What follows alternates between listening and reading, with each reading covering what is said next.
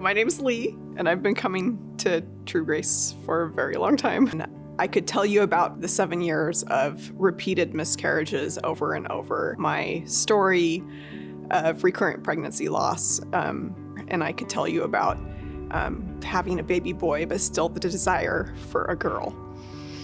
And I could tell you of how my dreams were crushed in 2020 when we had a little baby and handing her over to a mortuary worker knowing that I was not going to see her again until heaven. But I want to tell you a different story. And it all started with a trip to Costco, of all places.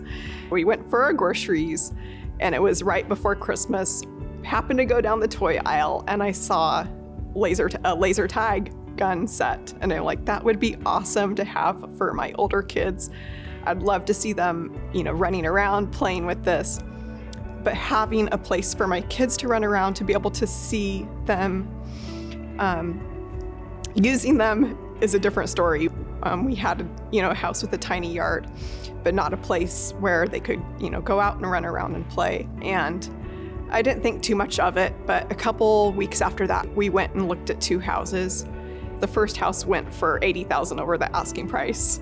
The second house, they were taking an offer as we were there looking at the house. And another probably 6 weeks later, my husband calls from work and he says, "Hey, I found you a house." And he gave me the address, and the setting is really amazing. A yard plenty big enough for the kids to run around. Long story short, we ended up making an offer, and in a seller's market where everything's going for over the asking price, we ended up getting the house under the asking price. And so it was a total miracle being able to get a house, let alone under the asking price.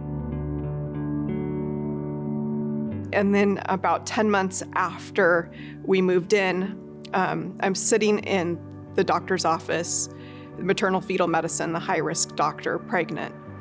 And the doctor comes in and she says to me, "You're waiting for the hat to drop. But before I came in here, God told me that the hat's not going to drop."